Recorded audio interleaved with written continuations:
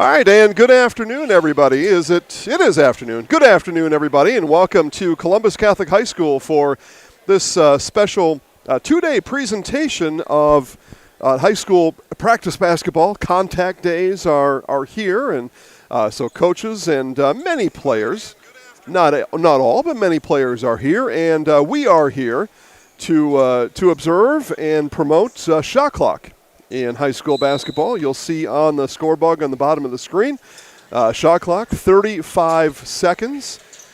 You have to attempt a shot, hit the rim. We'll go through that as this game goes on, but this is an example of what shot clock will eventually look like in high school basketball. We'll debate that later about the whens and the ifs and all that, but this is an example of what it looks like and what a tremendous asset everybody believes that the shot clock will be. Ransom Dickerson for three. And I say everybody. Okay, I know there are some, the old-fashioned types that, shot clock, not on my lawn. Okay, well, 30 some odd states right now in our great union use shot clock in high school boys and girls basketball, so we are on the outside looking in as far as that's concerned. So today, a demonstration in these high school practice games of what a shot clock looks like, and you can keep track with me along at home how many times we even need to bother with it. I bet it's not many. The officials, Three Zebras officiating camp was here, has been here all morning. They were here at, I rolled in a little after 9. They were already here. And all the officials here are in the Three Zebras camp, and a lot of their camp, a lot of their learning today was shot clock. So they are also practicing something new today as well.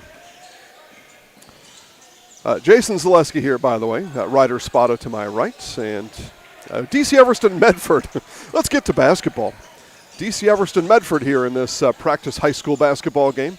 This is at the Fieldhouse, Columbus Catholic High School, the first June that this Fieldhouse has been open and operational. 4 games, for all 4 courts in use now. And we'll have some breaking news perhaps later this summer here on Zaleski Sports about this Fieldhouse and our participation in it. So 3-0, Ransom Dickerson, 3-point basket for these Evergreens. Luke Honor gives off to Dickerson. Dickerson, pump fake. Shot fake there from Will Schobert. As I get used to the names here for these Evergreens offensively now. Shot clock under 5. Good defense there from the Raiders. The running Raiders, according to the jerseys, as we see Will Wojcik with the ball. Up top it goes to Devin Dasso. 3 on the way here is off the mark. That shot put up by Peyton Reed, and offensive rebound, and overshot it did Will Wojcik. Back come the Evergreens. Been a few months since I called a basketball game. Hope I'm meeting your expectations. I have none. So we're just here having a good time. That ball bounced out of bounds. It was last poked away by Reed. It'll be Evergreens ball under their own basket. We play 2 14-minute halves, a 5-minute halftime. I am here, live broadcast like this, for 3 games today, 12:30, 1:30, 4:30. Full schedule at ZaleskiSports.com, and a single solo game tomorrow. But, I see Merrill, Eau Claire Memorial, Colby. Wisconsin Basketball Yearbook is the place. If you want to know all the games that are happening here and make your way down to Marshville to watch these games, check out Wisconsin Basketball Yearbook for that information. Mark Miller, Wisconsin Basketball Yearbook fame, is here. DC Everest, Medford, Northland Pines, River Falls, Stevens Point, Eau Claire Memorial, Marshfield, Merrill, Reedsburg, Winneconne. There's the whole kit and caboodle participating over the weekend here. 3 from Wojcik is good. So Wojcik buries a 3.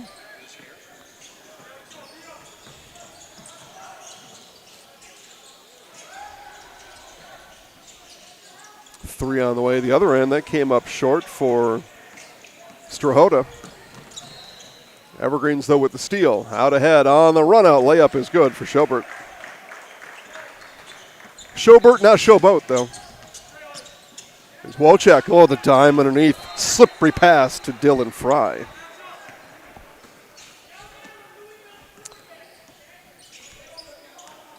All the parents. This is, if you're familiar with travel basketball, this looks much like a AAU travel basketball situation here. Missed layup for Reed, and a rebound pulled down by Gartsky. So you got the parents. You got full concessions though, and I want to talk more about that. That shot off the mark from Gartsky. Rebound. Here come the running Raiders. Reed lined it up, now puts the bounce to it. Outside to Wojciech it goes. Wojciech spins in the lane, lost it. Off it goes to Schobert. Now the running Evergreens. The pass underneath, a layup for Dickerson. He's got 5. Full concessions. I'm talking cheeseburgers, bananas, buttered noodles. Layup good there for Radlinger, Corbin Radlinger. Pizza. I saw pizza in there. Just everything. I mean, this is not some, maybe some of you have been to these travel tournaments before where they put they put some chips and candy bars out there and call it a concession stand. I mean, this is a smorgasbord. 3 off the mark from Strahota. Wojciech rebound, long outlet up top to Radlinger. Now Radlinger gets through traffic off the backboard, no. Evergreen's with it. And the best fresh-baked chocolate chip cookies you can have anywhere between here and Mars. The chocolate chip cookies are outstanding here at Columbus Catholic High School. There's popcorn in there too, but the cookies, man, I'll have somewhere between 3 to 10 of them today. Closer to 10 than 3. 3, by the way, on the way from Gartsky's off the rim, no good. 7-all. 9 minutes left here in the first half. 3 is good for Radlinger, and that breaks the 7 knotted. 10-7 now. Running Raiders. I like that. The Medford Running Raiders. I haven't called a Medford basketball game in a few years, so last time it was Red Raiders. I like Running Raiders. I don't know, it may just be a practice jersey thing, though. I like it anyway. Here's Dickerson. Dickerson's got 7. And we continue to run. Here's a 3 from Dasso. No. Strahota with the rebound. Up ahead now. Full head of steam for Schobert.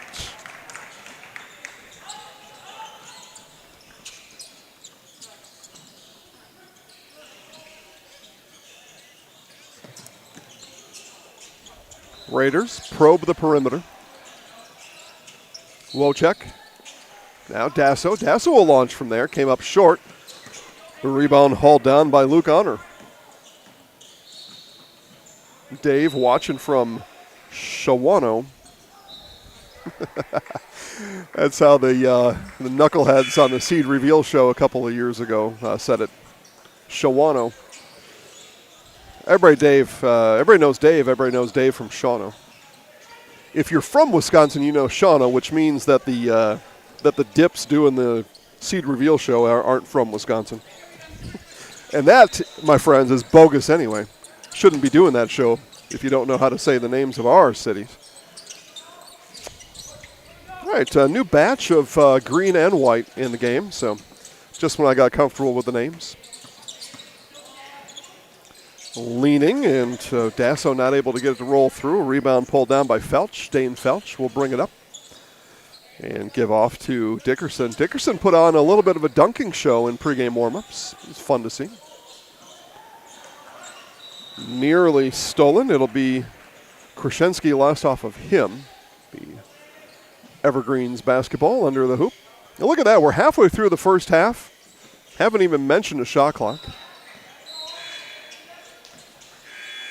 Which means it's been run effectively. That's the two things you hear about it is, can the schools afford it and can anybody run it? Well, it's being run perfectly, because that's, if I haven't said it, that's what it means. It means it's being run exquisitely. 3, Dickerson.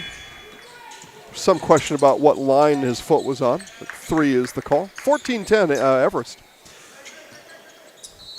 You'll see during halftime a portion of my interview about shot clock. I think I did that last February, or earlier this year, February. A rebound there from Krashenski. And the lean, the drive, the bucket by Przynski. And then affordability. I intentionally interviewed 2 Minnesota athletic directors from small schools. And Minnesota more rural than Wisconsin. So smaller schools in Minnesota, right? And they were, not only were they all able to afford it, they didn't even need a bake sale or anything to raise money. It's affordable, and it's one of the athletic directors told me, well, yeah, I mean, we wrote the budget for the next year and we bought the shot clock. So what are you talking about? Not a big deal. Yeah, every year I've got to submit a budget. That year's budget included shot clocks. I don't know why there would be any problem with that, and there isn't. Like I said, more than 30 states have a shot clock. Obviously, there isn't a problem with the budget. So that's a non-factor, no matter the size of the school. Every school in Minnesota and Illinois, Indiana, everywhere. I don't have the whole list in front of me, but every school, 100 kids or 1,000 kids, every school has it in those states. Every school afforded it. Everybody wrote it into their budget, and then they bought the shot clock. Honor. Missed layup, put back is there for Dickerson. Dickerson's having a game. 12 points for Dickerson. He's got more than half of the Evergreen scoring. Here's a 3, came up short from Arndt. Offensive rebound for Radlinger. And then, having the person run it. So, yeah, of course, you can't have so-and-so's 12-year-old brother or sister come and run it. That's not going to work no matter what you're doing, as Arndt hits. But there was a 15-minute instructional on shot clock operation. And our shot clock operator here running it perfectly as Dickerson cans a 3. 5 minutes left in a fast-moving first half. They want to keep these games pithy, by the way, anyway, as Klapatuskas drains the 3. Luke from distance. So it's easy, it's affordable, and as you can plainly see here, it's being run just as it is being ran in college or the NBA. It's not some weird science that nobody knows about. And I don't want to simplify this because you do need to know some rules about when to reset it. There's a clicker in his hand, and he's pushing a button. He's pushing a button, folks. That's it. Yeah, after a small 15-minute tutorial and explanation. And the 3 officials on the floor are the final say about anything that happens during the basketball game, and that includes all the timing mechanisms. So if you say, well, it's going to be complicated for that person to run, okay, well, let's say it's complicated to run the actual clock. And if there's a clock malfunction or misdiagnosis or missed just a mistake, the 3 officials, you see it all the time in high school basketball, they stop the game, we put the clock at the right spot, and we proceed. Nothing different with shot clock. If there is some mistimed maneuver on the shot clock, we do a quick pause, the lead official comes to the table, says put this many seconds on the shot clock, and we inbound the ball. It's nothing different than we already do. And it really is so easy. It really is. All right. 22-19. 3-point lead for the green DC Everest Evergreens. They are visitors on the scoreboard. We're on a neutral floor, so everybody's a visitor here. But Everest, 22-19 over Medford. And I can see at halftime we'll make a small change to our scoreboard, Dylan, so the numbers fit, but we'll go through that at halftime. But we see the numbers just leaking off the side, so we'll fix that at halftime. Yep. So I came in here I was here at just after 9 o'clock and ready for we had to make some changes too with shot clock and how to arrange our scoreboard. And I see the score on the right side leaking off the board a little bit. That'll get fixed up at halftime. We'll be dusted off and in ship shape, no problem. To make room for the shot clock on the scoreboard, so things get jostled around a bit. All right, back in action, under 4 to play. Evergreens lead by 3, and we've got a foul. That's going to go on Bear Vong Pocky. Coach said, just call him Bear. And just as I got it, Bear's off the floor. Gosh, that's a quick hook, man. You commit 1 foul and you're taken off the floor. Oh, boy. Strict.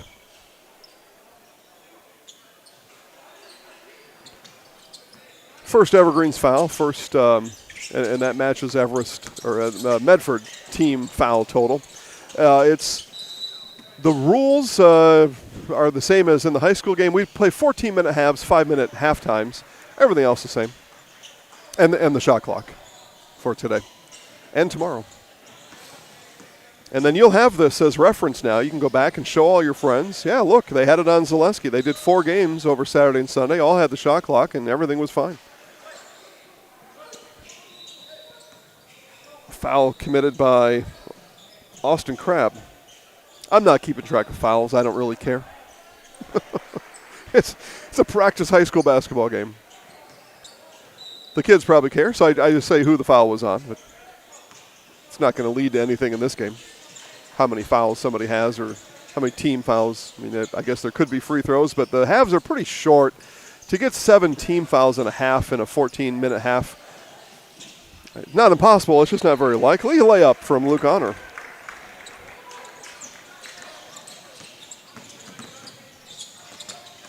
Stolen away by Schobert. Schobert off and running. Around the back goes Schobert. All right, he's kept his skills over the spring. Block shot. That one swatted by Klapatuskas. Schobert come up short on the 3. Rebound pulled down by Reed. Peyton Reed. There are 2 Reeds on my scorebook. And that Reed missed. Peyton. Rebound Schobert. Outlet Honor. And again, if I'm not saying the names right, just feel free to drop that in the chat box. All the uses watching on a mobile device, you can chat with me. Devin, shot clock only for this event. Yes, Devin. We wish it was forever. We hope soon we'll join the rest of modern basketball and have it forever. It's shot clock today and tomorrow here at the Wisconsin Basketball Yearbook. I don't know if Mark's got an actual name for this thing. Let's see here. He calls it the shot clock tournament. Okay, it's a tournament. There are champions tomorrow. Drive. They're essentially uncontested by Dickerson. 14 for Dickerson. He's got 14 of the 26. That 3 from Radlinger off the mark. And how about Dickerson pulls down a rebound? Working his way towards a double-double. Schobert, corner, 3. Yep. 7 for Schobert and a 10-point lead for DC Everest. There's a 3 hoisted by Klapatuskas. And we get a foul on the rebound. That's going to go on Cobb. 2:03 left in the half. Again, I'll play a portion of my shot clock. I don't know what I called that. I guess a shot clock short form interview update from February. You'll hear from Wisconsin Basketball Coaches Association President, Mr. Storley. That portion of the interview. Again, the full interview, you're going to see the full interview is on YouTube. But you just type in Zaleski Sports Shot Clock. You can watch. It's about 18 minutes in total. Minnesota Athletic Directors and Wisconsin Basketball Yearbook Presidents giving their factual information. I also I kept it factual, I think, with my commentary. I am opinionated about the shot clock, but in this one, this piece, I guess it's a piece. In this piece, kept everything factual. Just laid it out there. A history of like the timeline and everything else will go along with it. So I'll play you the portion with me and Mr. Storley during the halftime. It's obviously the Coaches Association, an advocate, a strong advocate for shot clock. They have proposed it many, many years now. And the Weasels keep shutting it down. Now there's an opinion. But this is not an expose. This is not a documentary. This is me. I've got a microphone and you don't, so I call them Weasels. Oh, look at the dime dished by Gartsky. Honor on the finish. All right. Hey, it looks like the Evergreens just been playing since they were dispatched from the tournament in March, right? I think in the high school season they were outed in March, kind of early on. I don't know. That's a relative. I don't remember who won or who didn't. I have no idea. Dickerson on the run. Continues to pile in points here in the first half. Final 30 seconds of the half. Shot clock is off. There, that's the first factual information relayed from me to you about the shot clock, is that it's turned off now under 35 seconds to play. So 35-second shot clock off for the remainder of the half.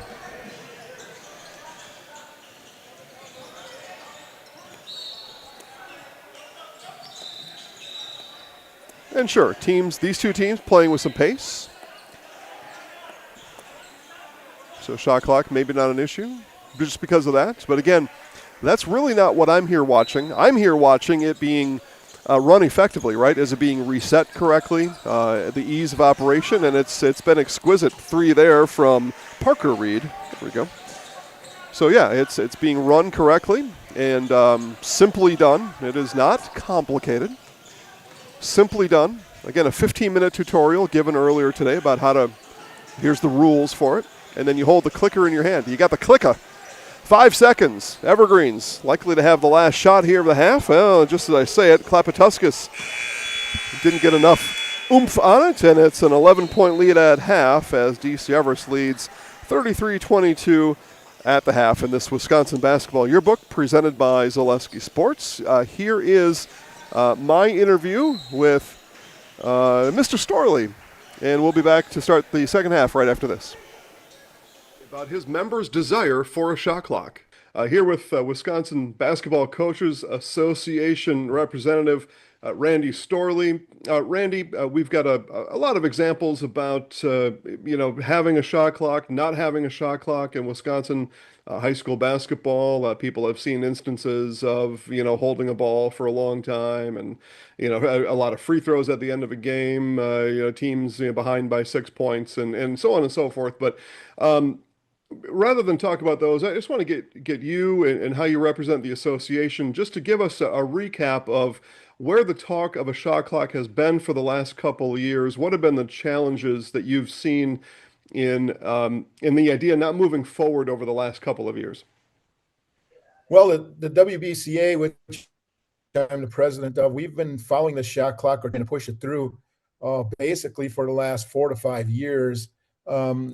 We've gotten closer as we went along, but the process through the WIA has always kind of stalled out.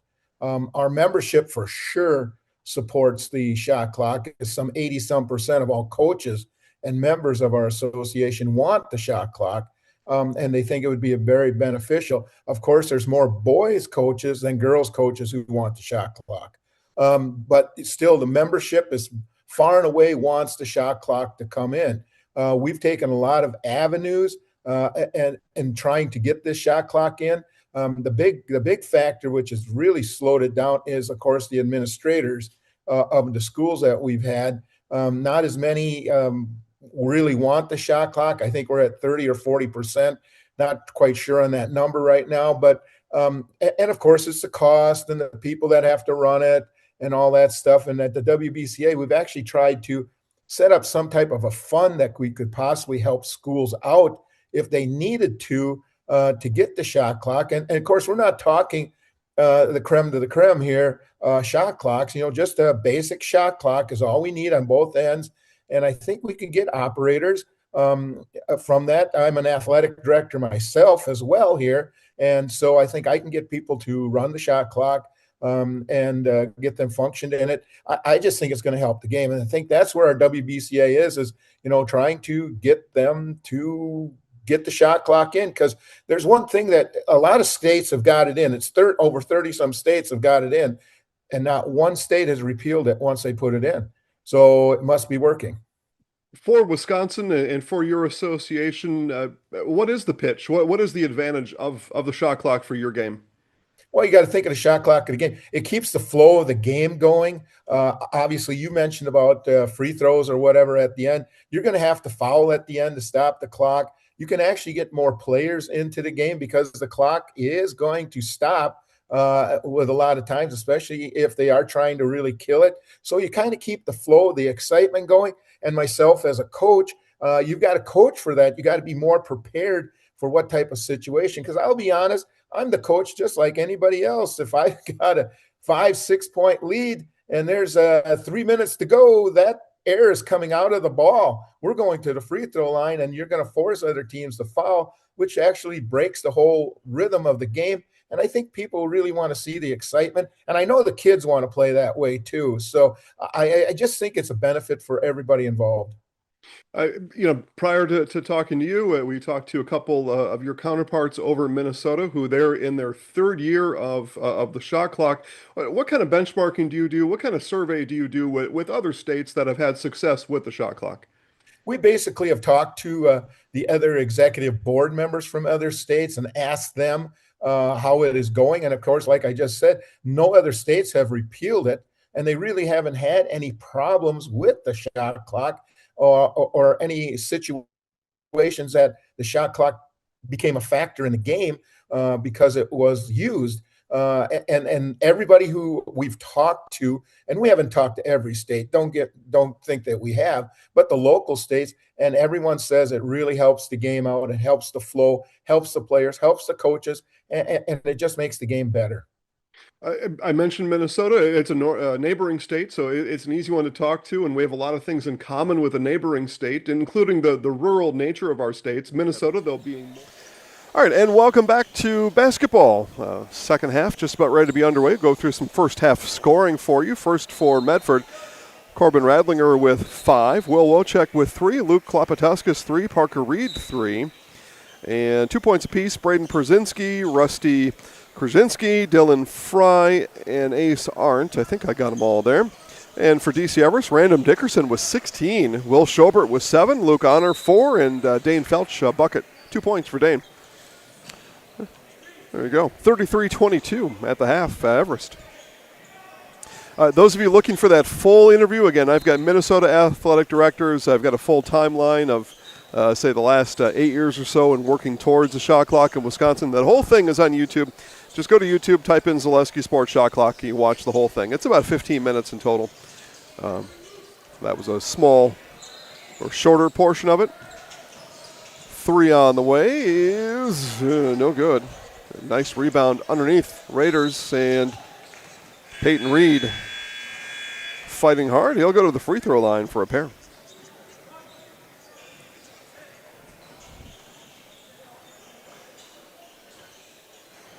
Full broadcast schedule for us today. Again, you can find every game, Wisconsin Basketball Yearbook, on the internet, on the interwebs. River Falls, Stevens Point at 1:30, Marshfield, Winneconne at 4:30 today. Tomorrow, 4:30. I'm going to have to look that one up. I forgot what I put down there.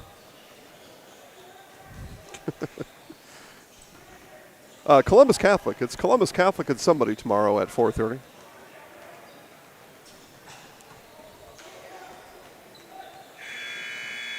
Two more games today, 1:30 and 4:30. Find that full schedule at ZaleskiSports.com. That's how that works. 1 for 2 goes Peyton from the free throw line.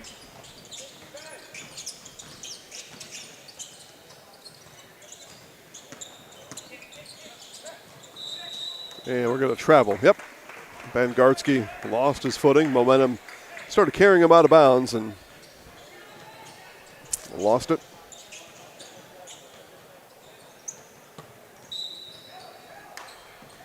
And both teams treated the, what was it, a 4-minute halftime? 5 minutes? Something like that.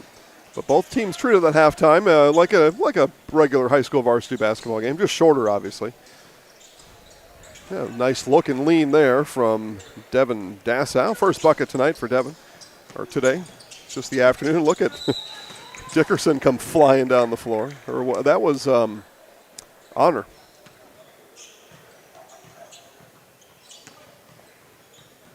So Luke's going to go to the free throw line. 4-2. But anyway, yeah, halftime. Looked just like a regular high school varsity basketball game. Kids huddled around Coach. Coach said, keep doing this. Please change this. Go out and have a good second half. Let's play ball. And 1 for 2 for Luke. So both teams 1 of 2 from the free throw line here this afternoon. And that one got poked away, and in the process, Gartsky is going to pick up the foul.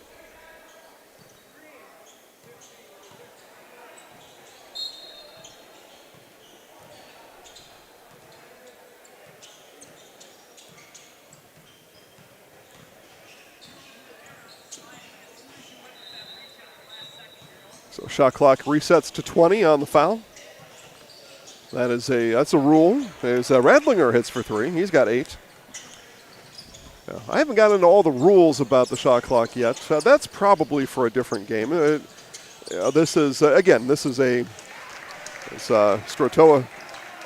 Strahota hits. Again, this is for me and you a demonstration. The big block from Fry.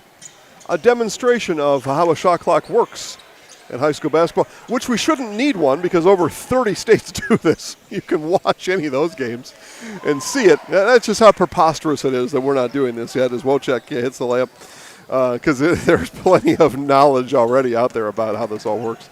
And we see it at college and the NBA and everywhere else too. Put back for Dickerson, no good. He had to jump over the top of Dylan Fry and hope not to step on Mr. Fry's chest. Any rate for us, and for you, a look here in Wisconsin at how the shot clock works at the high school level, how it should work and will work. We sure ding-dang hope it does. Get past. Here's Dasso. So 2 buckets in the second half for Dasso. He's got 4. 5-point game. It was an 11-point Everest lead at the half. Raiders have done a nice job cutting into that. And speaking of cutting, the cutter there couldn't hit. Put back also not there for Luke. Luke shaking his head, trying to just shake it off. He's like, I can't believe it, man. I just shake my head at myself. Evergreens will throw it in, though. Strahota to do it.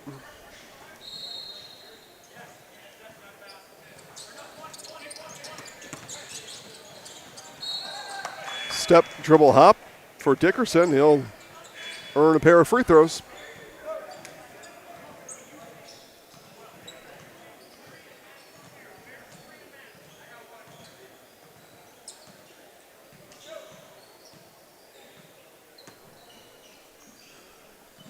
What else can I tell you? It's an hour time limit per game. Try to keep the ship running on time today. They will abbreviate half times if that's what's needed later on to get things back on track. These 3 officials, this will happen after every game. These 3 officials will go back in the conference room, and they will watch this game again. And they will watch it in an effort to grade themselves and grade each other. They are, teachers, captains that'll be in the room helping them with questions they had or with things that they may have missed. The officials camp going on today also. Flat-footed shot for Radlinger. He found himself open, and he's like, whoa, hey, I better shoot this ball.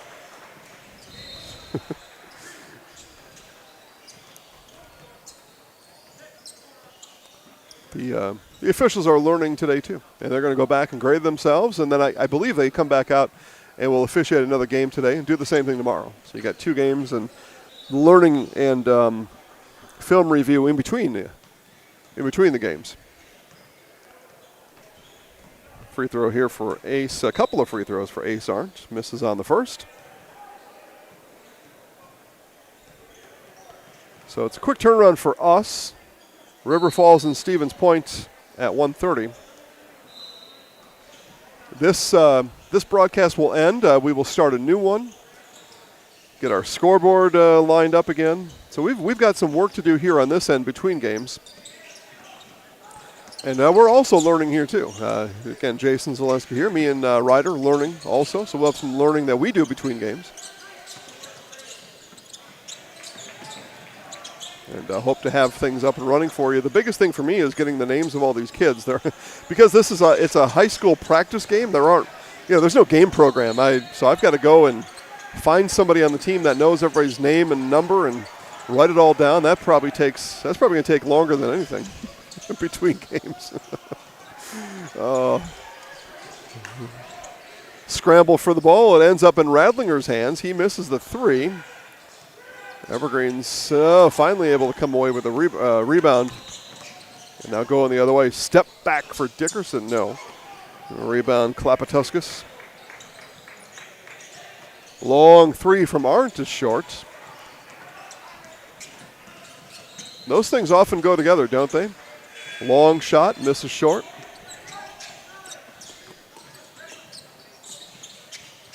Here's Strahota for three, his second of the half. He's got 6. And timeout on the floor. We will take a timeout as well. Back for more basketball right after this on Zaleski Sports.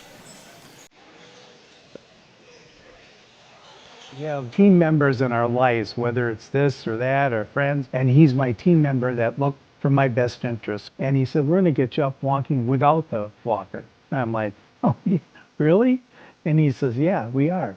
I'm really grateful from the bottom of my heart to Shai and his staff because they made the impossible seem possible. Call to set up a free, no obligation evaluation. Next Step Prosthetics, the fit for you. Hi, back here, Columbus Catholic Fieldhouse, the scene for this weekend's Wisconsin Basketball Yearbook. Mark Miller is in attendance. I said hi to him before the game. Check out the Wisconsin Basketball Yearbook website for not only information about this tournament, which there is plenty, the matchups, the teams, players to watch. Mark's got it all lined up for you over there. This is the Wisconsin Basketball Yearbook Shot Clock Tournament here at Columbus Catholic. I did look it up. There are official champions tomorrow for those purposes. We are not lined up to broadcast any kind of championship game. So get down here again. It's not just a concession stand, as I said before. It's a full smorgasbord. You think about, just pick like your 6 best things you buy at concession stands anywhere when you go to games. All those things are here, plus more, including the world famous Columbus Catholic fresh baked chocolate chip cookies. And it's not just some small cookie. It's larger than your hand. It's a big cookie. Again, I will have somewhere around 10 of them by the time this is said and done. Evergreen steal layup on the outlet to Truax. Drake Truax on the feed from Will Schobert. Evergreens have regained the halftime 11-point margin.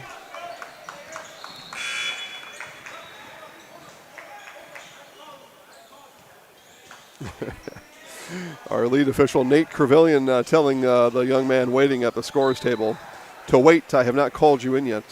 There's rules here, man. And that's what's different about this. And some of these kids probably do play travel basketball. When you sub in at travel basketball, it's a madhouse. It's circus-like at travel basketball. You are allowed just to run off the court and then run right back on.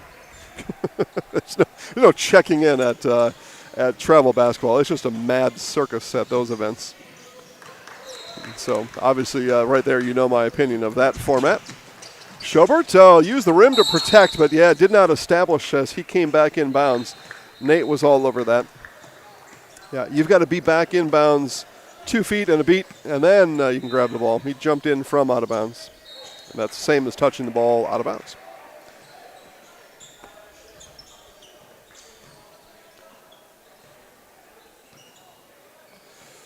All right, 9 minutes left to play. If you are interested in your event being held here at the Columbus Catholic Fieldhouse, whether it be volleyball, basketball, what have you, get in touch with Columbus Catholic High School. Or you are more than welcome to reach out to me, Jason at ZaleskiSports.com. I get you to the right place. Fantastic modern facility. It's almost been open for 12 months, so it is brand new. Still smells like a brand new car in here when you walk in. But obviously 4 full basketball courts, volleyball courts. If you want, you can run your own shot clock tournament in here, or whatever. Concession stand, you can have that up and running. I bet through some negotiation you can use those concessions. Beyond the entry fee, you can use those concessions perhaps to raise some money for your outfit. So again, get a hold of Columbus Catholic High School or email me, Jason at ZaleskiSports.com. I will get you routed to the right person. 14-minute half, so we are almost halfway through this second half, or the fourth quarter, if you want to look at it like that. That three there is canned by Arndt. First field goal for Ace. He's got 4 points. That means he also has a free throw made. Schobert ran into an Arndt brick wall, but on the dime, the cutter is Luke Honor. Young boys and girls, make yourself available. Cut through the lane as if your coach told you to. Don't say, oh, Zaleski told me to. Yeah, that's not part of it. But if your coach told you to, that's why you do it. Now, I don't know a coach that doesn't tell somebody to cut. Three from Schobert. He thought he was hit. It's a little, what's the Shy Alexander? That was, yeah, you're watching too much OKC Thunder there, Mr. Schobert. It does not apply in the real world. I watched about 3 minutes of Game 2 of the NBA Finals last night. That's all I could stomach. And there was a foul call because somebody hit somebody else's hair. All right. I'm sure it's a rule, but yeah, he swatted and didn't hit anything but hair. It was all hair, and we were shooting 2 free throws. It's probably a foul, I guess. Hair is part of the head. Head's elbow, knees, shoulders, knees and toes, right? And Arndt. Okay, so I misread the rules. We do get a single bonus on the 7th foul of the game, so not of the half of the game. So that's what that was, is Arndt missed down there. I do have the rule sheet sitting next to me. But, 7th foul of the game is bonus. 10th foul of the game is double bonus. So that was the 7th Evergreen's foul of the game. Ooh, did that go off of last? Yeah, okay. It was a good attempt there by Krasniewski to try to throw that off of Schobert. Just wasn't able to do it while he was inbounds. Good attempt, though. So Evergreen's ball.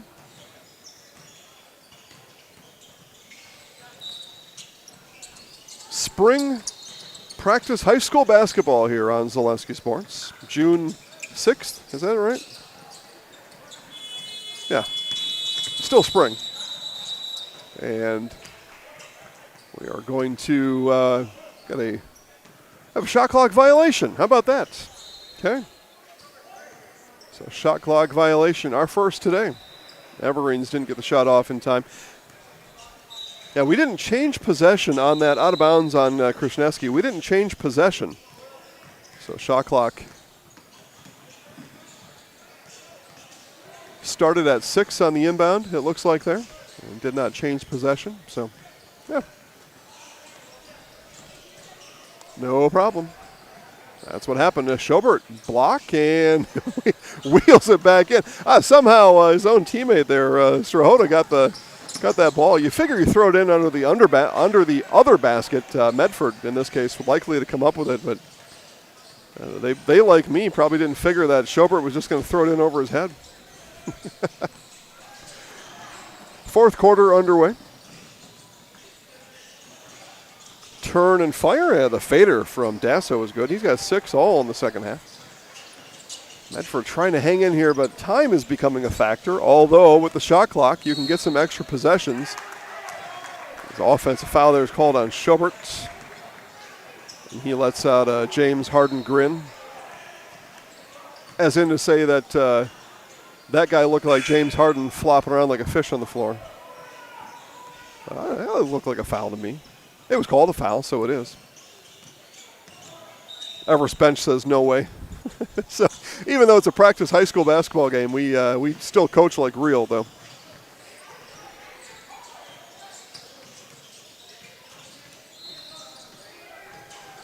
Another fader from Dasso. That one off back iron, no good.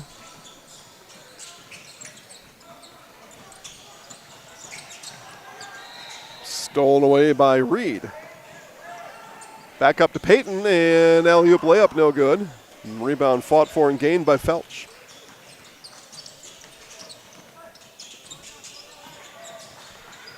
Three is canned.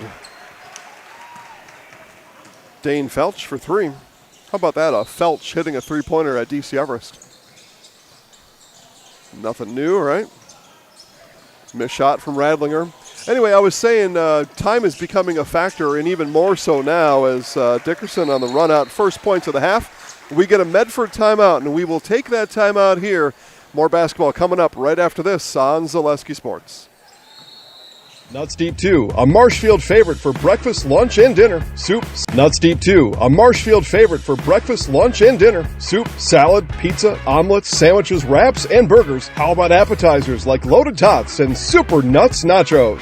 14 large TVs to watch all your favorite games. Plus, entertainment and event space for groups large and small for your upcoming parties. Nuts Deep 2 again awarded Best Burgers and Fish Fry in Marshfield. Nuts Deep 2 on South Central Avenue in Marshfield and Nuts Deep 2 North in Spencer. All right, 16-point game. Medford trails. So 5:25 left, but now there's some new strategy here with the shot clock, which is why it's interesting, and it's why it's part of more than 30 states in high school basketball, college, NBA, amateur, G League, whatever. The modern world wants this additional strategy now of a comeback. Everybody likes a comeback story. If you don't like a comeback story, you're not American, because our country's history is founded on a comeback story. And so you can kind of map out how many possessions we'll get. And if we score on all those possessions, and again, obviously I'm assuming a lot of things. I don't believe Medford thinks they'll score in every possession, but you can map that out. Okay, well, with 35 seconds, 5:25 left, and we're going to get whatever that equals. We're now guaranteed X amount of possessions instead of, in this case, DC Everest just standing in the corner holding the ball, and dribbling it around like a bunch of wild animals. You can't do that anymore. So okay, well, I'm going to get so many possessions. So here's our strategy for that. And here's what we're going to do about it. So it just brings another element in for in this case, a 16-point comeback, which, again, is still at the high school level very improbable, shot clock or not. But, it provides that additional opportunity. The three there just off the mark for Strahota. A rebound pulled down by Fry. Here's Wojcik with it. Radlinger showed three. Now it is a three from Fry. That no good. And out of bounds. So, yeah, one of those possessions that Medford knew they were going to have because of the shot clock now came up empty. So, and that math just continue with a 16-point deficit becomes more and more difficult.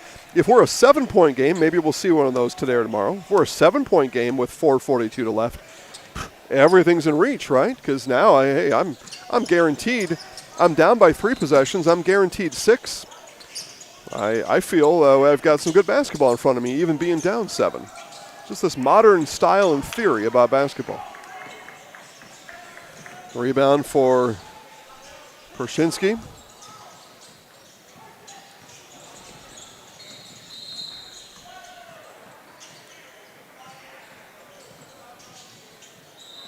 Drive, kick out. Peyton Reed, back it goes to Radlinger. Radlinger probing. 10 left on the shot clock. Here's Reed in the lane and got it to go. First field goal for Peyton Reed today. He's got 3. Under 4 to play. 14-point game. And we get a travel. And in that case, folks, right, no matter what, Everest was going to have to, and Medford likely to get that ball back on the shot clock with, with still 3:20 or so to play. I wasn't watching the whole thing. 3:15 left to play. You can start to kind of map out these possessions that I'm going to get if I play defense. I don't have to play defense for 4 minutes and in an unfair system while the other team stands there in the corner with the ball. A nice take there. Will Wojcik kind of given the green light by the Evergreens. 12-point game.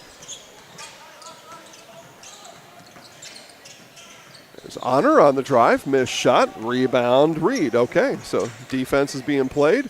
Possessions being had. Here we go. Still over 3 to play. 3 from Reed just off the mark. Boy, Medford needed that. That would have done a lot for their comeback story.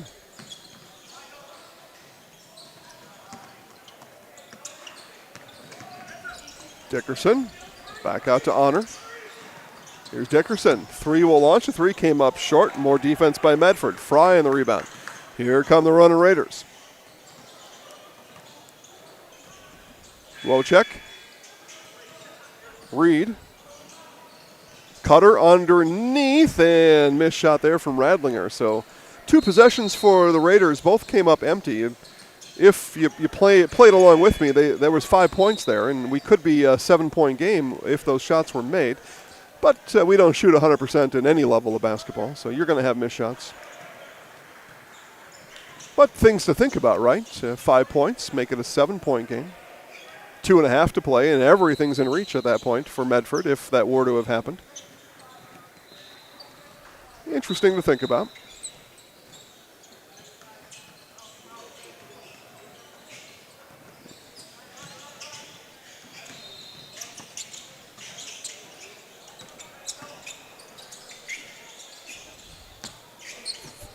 Schobert, 3, no good. The rebound pulled down by Wojcik. Boy, the Evergreens have been cold. Here's a long outlet up ahead to Coleman'sberger, and layup is there.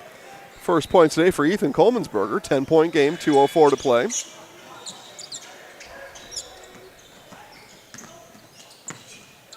More good defense from the Raiders, though, and you just never know, right? Just never know. Here's Honor in the lane, and got it poked away by Coleman'sberger.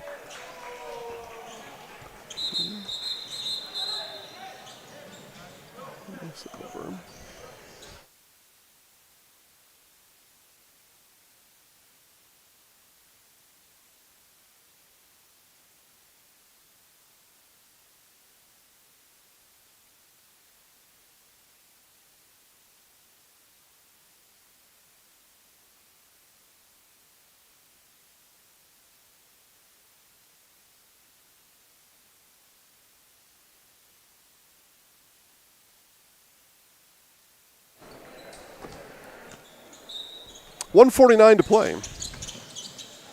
Half number 2. And that pass sailed out of bounds. So guess what? Medford, another possession. Down by 10. At this point, though, for Medford, every time down's got to be a made shot. It's you're not going to be able to get there, even with the shot clock help strategy.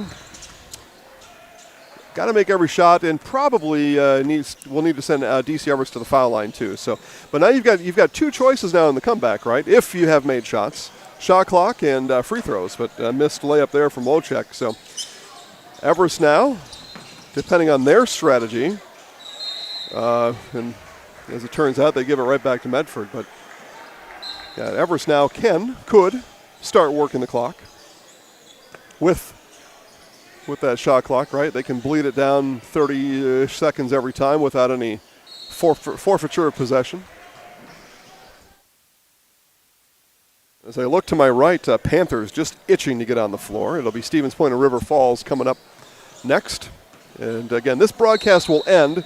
You will need to relaunch the stream from YouTube, or if you just go to ZaleskiSports.com if you're on a mobile device. Just click the River Falls Stevens Point game. If you're on YouTube, you're on your TV, right, motoring around with your Roku remote or whatever you got there. You just back out to the main Zaleski Sports channel and then just kind of thumb over to Stevens Point River Falls. It's really easy to do. And I can guarantee you we'll have the video feed on. We might be working on some stuff, though, to begin the game, because supposedly we got to get this thing ready in less than 8 minutes. That, as a made free throw from Ace Arndt, would be a new world record here at Zaleski Sports. And it's not going to be even 8 minutes. We'll have less than that. So I don't know how long. I'm assuming they give the team some time to warm up.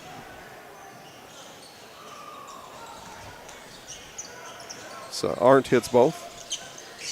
But we'll have the video up, and then I will catch up with play-by-play, and we'll catch up on the scoreboard probably a few minutes into that Stevens Point River Falls game.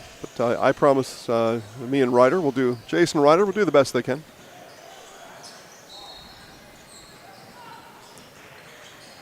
See what we can accomplish as a team here. Again, for me, the biggest thing is trying to get the names of the players. There aren't any game programs or rosters, so it took me a half an hour just to get them before this game from the teams playing. Maybe I'll have the names by halftime of the next game. I'm not sure. This is, people have asked before, do you do any travel basketball or anything? No, and this is really the reason why. It's just way different than a varsity basketball game. For the things we need to accomplish what we need to do, just way different. Because you all are expecting this to look and sound like every other Zaleski sports broadcast, so we have to be in an environment to make that possible. There's Bear. Bear, not able to turn the corner, and then not able to find a passing partner. So 8-point game, 51 seconds. Drum beat for Medford, still the same. Got to make every shot every time down. And on June 6th, it's probably less likely than January 6th. You're not in. Some of these guys just got done with baseball. They've not shot a basketball in a while. That's good practice during the summer anyway. That's why it's a practice game. It just helps coaches and the student athletes alike just to remind them about this sport of basketball. They do the same thing too. You've got contact days for football and the other sports, so it's all part of it.